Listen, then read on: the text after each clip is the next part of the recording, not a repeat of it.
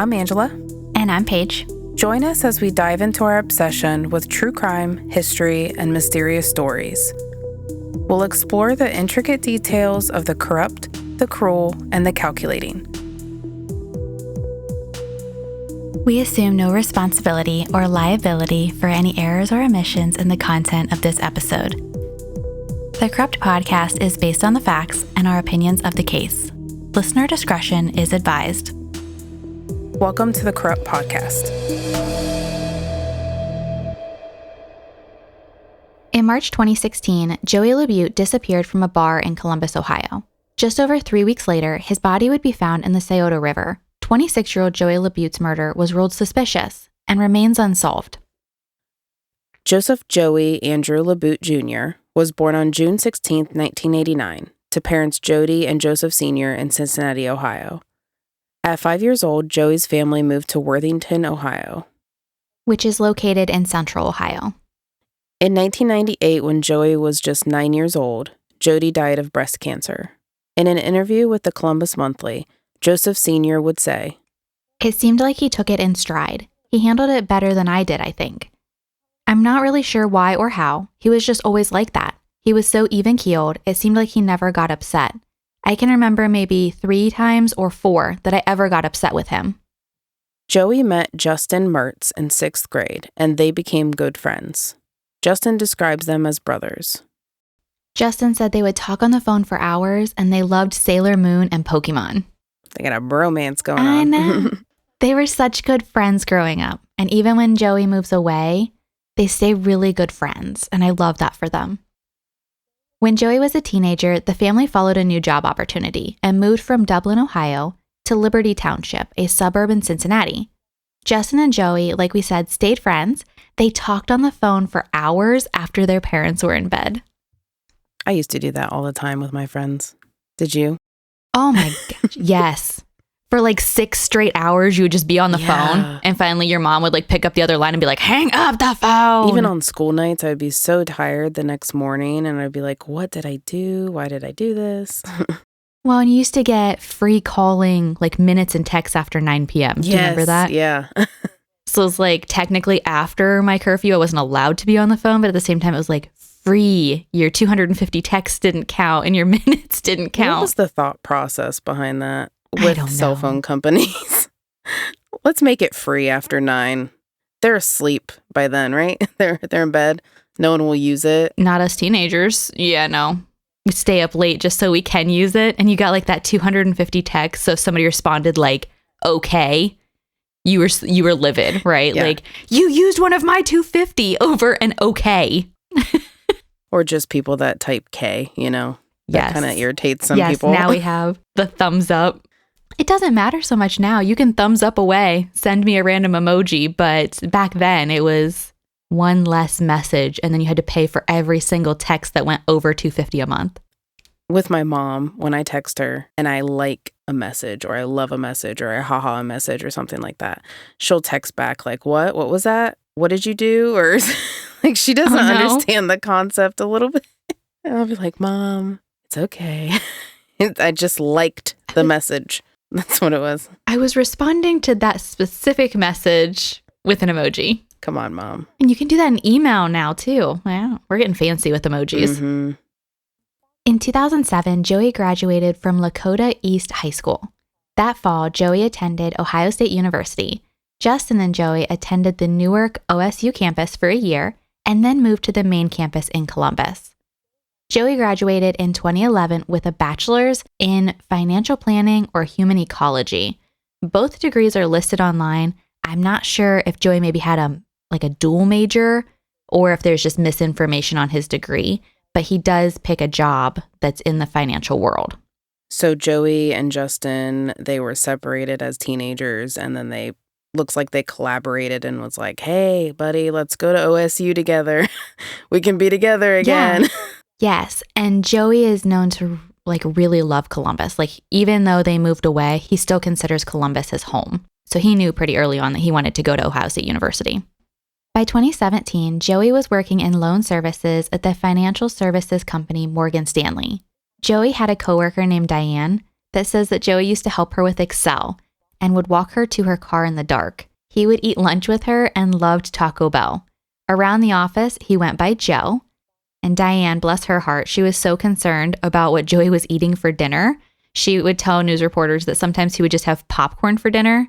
So she brought him in vitamins. Like, what a sweet relationship they had. Joey was known as a homebody. So he liked to stay home, knit scarves, and watch TV. One of his favorite shows was Game of Thrones. Joey rented an apartment in the Columbus suburb of Gahanna. He seemed to really be just a good, stable guy with a good job that just likes to hang out at home. He wasn't known to bar hop. He wasn't known to take drugs. His family described him as witty, sassy, and someone who just likes to joke around. I mean, I feel like this explains me to a T. Like, I'm just a homebody myself. I just like to chill. I'm a little sassy as well. And my life is a comedy. Absolutely. I mean, down to the Taco Bell even. Like, come on. I know. Do you need me to give you some vitamins? I can take care of you. I'll mom you. In fact, yeah, I could use that. I kind of do that to you already. It's like when you were sick. It's like, do you need elderberry syrup? Do you have marshmallow root? I'll bring you some marshmallow root tea. You'll be fine. It'll dim down your cough. Yes. We all need somebody to mother us from time to time. We do. If you need some homeopathic remedies, I'm your lady over here. Joey had dinner with his cousin Stacy on Wednesday, March 2nd, 2016. They played Monopoly, and Stacy announced that her husband Kyle had recently come out as gay. They planned a celebration for Friday night at the Union Cafe. Yes, you heard that right. They were having a celebration for her husband who just came out as gay. How supportive. Absolutely. This whole family is so supportive of them. I think that's fantastic. Like, she's literally celebrating what's going to be the end of her marriage. Stacy told the Columbus Monthly, "Hey, we're going to the Union. You should come." Joey said, "I don't know. I might be busy on Friday." He was totally kidding. His idea of being busy was watching Netflix on the couch. Joey was openly gay, and his family was very supportive of him. Joseph Sr. would say that he never openly talked to Joey about being gay, but he thought Joey understood that he was supported. At the time of his disappearance, Joey didn't have a boyfriend. He would run into a guy named Matt at the bar, but it doesn't sound like they were actually dating. Friday night in Columbus is always busy, but the first weekend in March is busier than usual with the Arnold Sports Festival. This traveling festival, held at the Columbus Convention Center, draws in about 100,000 people over the weekend. The festival is all about fitness and bodybuilding competitions. There is even an 8-foot bronze statue of Arnold Schwarzenegger outside of the convention center. Apparently, the Worthington, Ohio mayor and Arnold Schwarzenegger became friends in the 1970s, and the first ever Arnold Classic was held in Columbus in 1989. The name was eventually changed to the Arnold Sports Festival, and Columbus got that 8-foot bronze statue outside of our convention center. Have you seen it? I had no idea that was there. I've been to the convention center, and I did not notice that statue. Have you seen it? Yeah, it's like he's bending over, his arm is up in that, like, I don't know, that strong pose muscle stance, and a lot of muscles. That's all I can say. A lot of muscles. The Columbus Festival is actually the second largest human trafficking event in the United States. The only bigger trafficking event is the Super Bowl. It's not the event or the athletes that bring trafficking to Columbus. It's the sheer number of people. Out of 100,000 people, there's bound to be some bad apples. The convention center, hotels, and bar employees are all on the lookout for signs of trafficking during this weekend. One of the things that traffickers are targeting is drunk people and disoriented people that are leaving the bar. On Friday, March 4th, 2016, Joey had dinner with some coworkers at Fabian's Pizza Shop. Fabian's is now closed, but it was located in the Columbus Short North at 691 North High Street. After 9 p.m., Joey meets up with his cousin Stacy Regal and her husband Kyle at the Union Cafe. The Union Cafe is a gay-friendly bar and restaurant located at 782 North High Street. This bar has 14 surveillance cameras on the inside alone. We're not sure of the distance that Joey walked to the Union Cafe. His car is found later parked at the Thurber Apartments, but what we don't know is if he parked there before going for pizza or after pizza. Joey used to live at the Thurber Apartments with his friend Justin and had kept his parking pass to that apartment complex. I didn't know you could keep a parking pass when you're not there anymore. He was not supposed to. But it was a really smart thing to do because, 100,000 people hitting this area in Columbus, there was literally no parking to be had that weekend. Yep. So he was able to kind of like sneak into that apartment lot with his old, tag. Yeah. Maybe it just wasn't expired yet. Maybe. Yeah. Assuming he parked at Thurber Apartments first, the walk from Fabian would have been just over 20 minutes and less than a mile. The walk from Fabian Pizza to the Union Cafe is 1/10 of a mile and would take about 3 minutes as it's straight down High Street. The Columbus Convention Center, where the Arnold Sports Festival was underway, is located at 400 High Street, so right in between the apartments and the Union Cafe. For reference, from the Convention Center to the Union Cafe, it's only a 7-minute walk. So that's telling you how close all of these things are. The apartment, the Union Cafe, the pizza restaurant, and the Convention Center, right? Like it's all in a very small 20-minute walk, give or take, from each other. Joey knows some people at the Union Cafe that night, and he walks around the bar talking to people at other tables. Joey runs into his friend Matt. Sometimes Matt is listed as having a date with Joey earlier that night, and other times Matt is called just a friend. Based on text messages, I'm going to assume that Matt was a little bit more than a friend with Joey.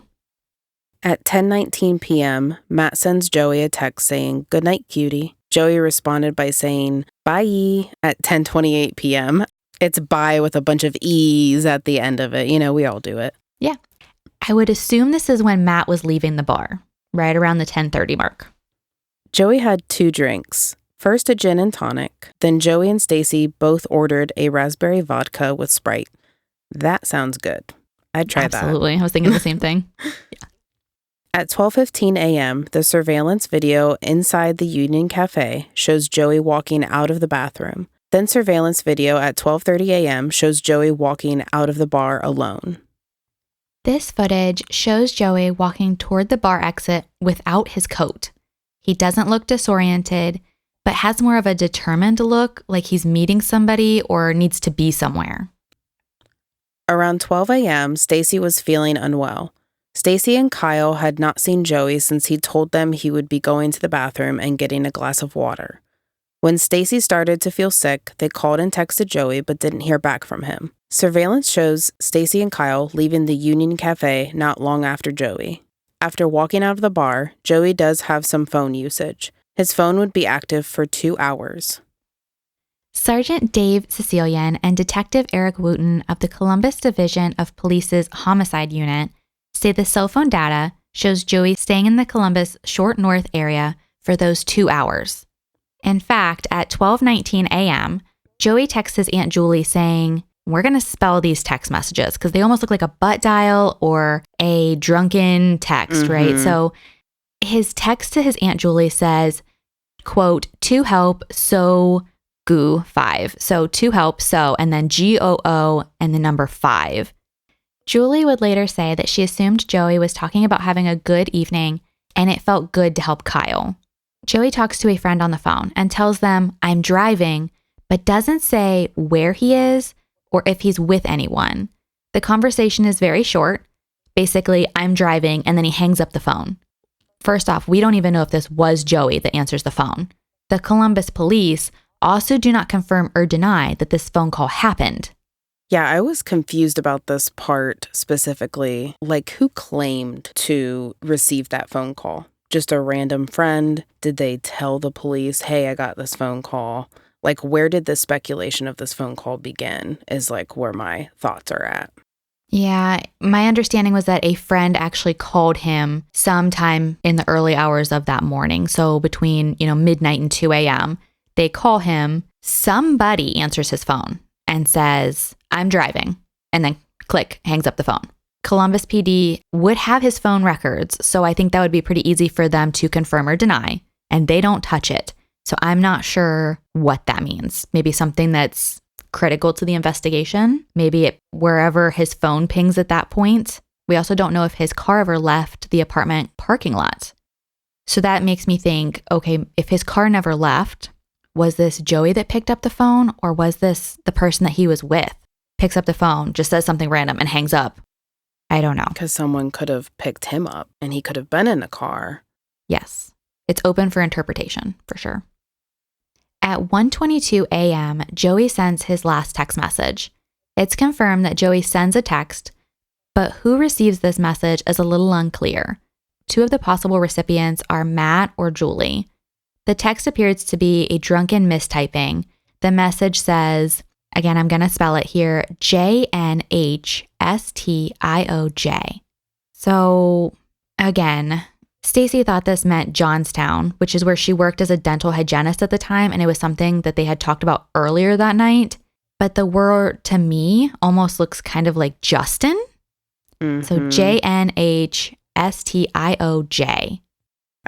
I pulled up my keyboard to see like how close the N and the H and the U are. I don't know if he went to N first, so it's JN, but the H is closest to the J on the left, but the U is just right above. Well, that's a good thought. Imagine trying to navigate that when you're already disoriented. Yeah.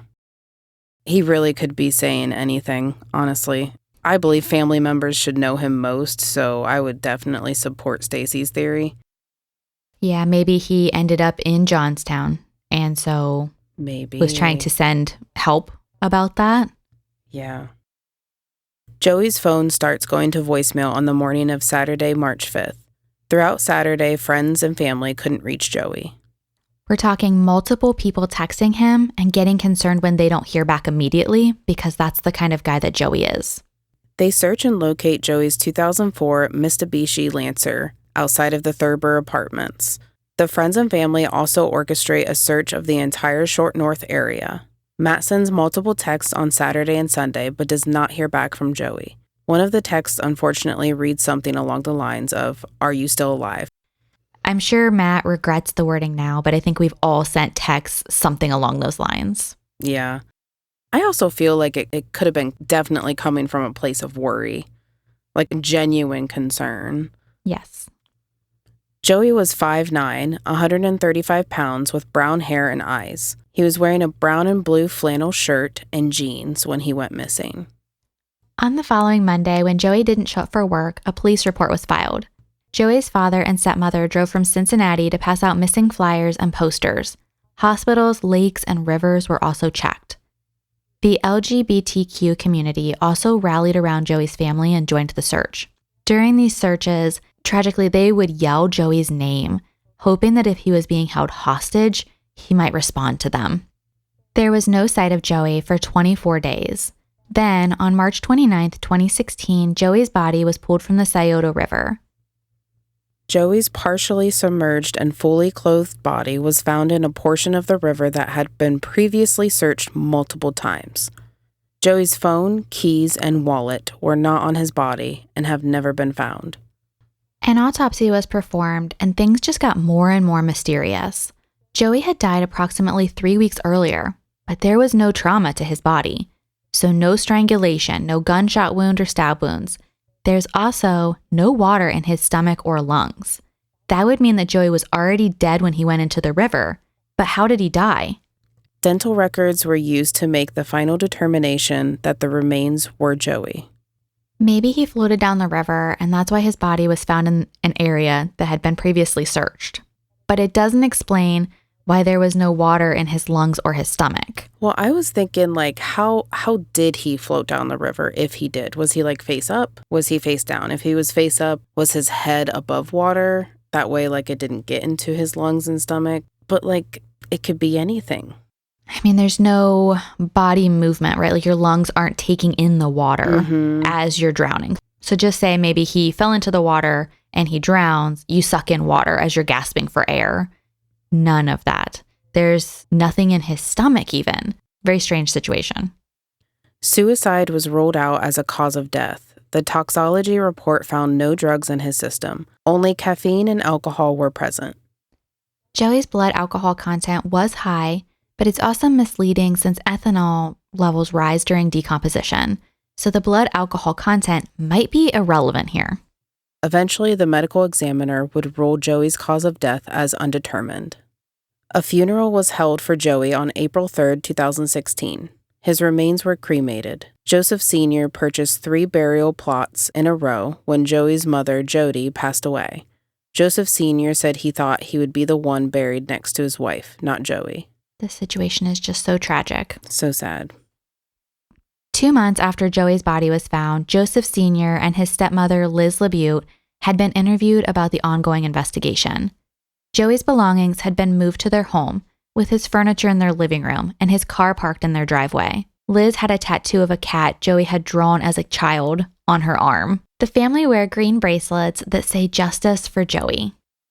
There are many theories around Joey's murder. Joey's situation is so similar to Brian Schaefer. You're going to hear some overlap in our theories, but we're also going to release a special Corrupted Clip bonus episode discussing the eerie similarities and differences between Brian's disappearance and Joey's murder. Detectives said it was possible Joey had been using a dating app like Tinder or Grindr that night. Both Tinder and Grindr are dating or hookup apps. Grindr is aimed more at the LGBTQ community. Grindr specifically allows other users to see the exact location of another user. Online sleuths did track Joey's last location when he had logged in to either Tinder or Grindr back to the Union Cafe. So I think that's really something important to note, is he was online on an app, and it might just be something, like you click on it, see if there's anybody around, you close it back down. It could have been that quick, or he might have been planning or trying to hook up with somebody that night. So, assuming that Joey planned to meet up or hook up with someone on a dating app, if this is the case, I would assume the police would know who Joey meant to meet up with. Joey and this guy could have walked back to his car. When he's called, Joey or the other person responds by saying, "I'm driving," hangs up the phone. If this person murders Joey, he would know in the parking lot where Joey's car had been parked and could have returned it to that same parking area. We know that Joey's car was parked in that lot where he used to live, but we don't know if it was in the same spot. If there's surveillance of the Thurver apartment parking complex, it's not been released by the Columbus Police Department. Then there's the Joey was drugged theory. Axis, a bar across the street from Union Cafe, shares the same ownership. There have been multiple online reports of customers being drugged at these bars. It was apparently common knowledge that one of the bartenders was spiking drinks at these bars in 2016. There is also another bar named Scully's, a mile up the road, that reported customers being drugged. The drug people were blaming at the time was GHB. This is a date rape drug that is colorless, odorless, and can be used in either a powder or a liquid form. Joey could have been drugged at the bar and murdered. There are 2 sub-theories that go with Joey being drugged. With the first one, 100,000 people coming into Columbus that weekend, the Arnold Classic brought in more than one predator. Joey could have been drugged at the bar and kidnapped by a trafficker. The second one, so remember that childhood friend Justin? Reportedly, Justin was the bartender at Union Cafe on March 4th.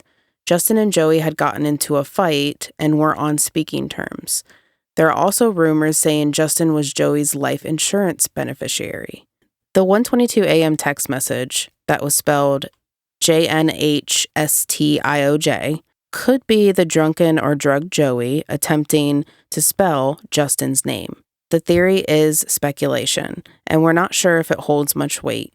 We weren't able to confirm if Justin had been an employee at Union Cafe, let alone on March 4th. We're sure law enforcement would have started with Justin if he was fighting with Joey, the life insurance beneficiary, and the bartender. The smiley face killer theory. There might be a connection between men being murdered and found in waterways between 1990 and the 2010s. We'll dive into this theory in our bonus corrupted clip. The random street crime theory. Joey walked out of the bar like he was determined. Maybe he was meeting someone and became the victim of random street crime. I personally think that Joey and Stacy were drugged. Stacy had her husband with her when she started to feel sick. Joey might have started feeling sick as well when he went to the bathroom, then decided to skip that glass of water and just get back to his car. If they were roofied and people across the street were also being roofied, the predator could literally just sit outside and wait for an easy target to walk by. There's very limited information on Joey's murder, and it's just so frustrating. Yeah, my mind is just spinning in circles with all the theories. There are so many different variations about this case. I believe since there was nothing on his person when they found his body, most likely this was some kind of crime. There's a good chance he was targeted with the Grindr app. With the Arnold Festival going on at the convention center, it brought so much more predators into that area and put Joey in a dangerous position with that location services on that app. It's just so scary. You don't know people and what their ultimate motive is, but it just blows my mind that there's hardly any evidence, even on how he died. No water in the lungs or stomach, no wounds, no trauma to the head. Like, what the hell happened to him? This is so frustrating. It really is. The Columbus Dispatch posted an article on their Facebook page on the medical examiner reporting Joey had been dead when he was placed in the Scioto River. Someone posted, "Well, I guess he got his drink of water," from a fake Facebook profile. The Columbus Dispatch removed the entire post and the Columbus police were notified. The police tracked the person down to a public library in Columbus, but it was a public computer with a fake profile. It's also interesting that the post referenced Joey getting a drink of water. This implies that they knew Joey had separated from Stacy and Kyle to get a drink of water. Isn't it also weird that someone posted a comment about Brian Schaefer's disappearance and they traced it back to the Columbus Library? Yes, very similar situation. At the 1-year anniversary of Joey's disappearance, his family hired Troy Griffin, a psychic detective. Troy attended the balloon release in Goodale Park for the 1-year anniversary. We couldn't find information on Troy's investigation or report, just that he talked with the family and was planning on attending the balloon release. The vigil was cut short due to the rain, but they moved to the Union Cafe to continue. In 2019, a petition was started on the change.org to move Joey's case from Columbus Police Department to the Ohio Bureau of Criminal Investigations. There are 2,500 signatures, but it doesn't appear that the case was moved yet. In a 2025 interview, Joseph Sr. described Joey by saying, quote, "Everybody loved Joey. He was fun. He was interesting, very smart, very intelligent, quick wit, sarcastic, kind of like his dad." The case is currently with the Columbus Police Department, but it is considered closed pending new evidence. There is a Facebook page called Justice for Joey that posts updates when available. Please go give that a follow to support the hunt for Joey's murderer. If you have information on Joey's murder, you can contact the Columbus Division of Police at 614-645-4545 or the Central Ohio Crime Stoppers Anonymous tip line at 614-461-8477. You can also contact Joey's dad directly at labute@msn.com, and we're going to post all of that in our episode notes, and also we're going to post that on our socials.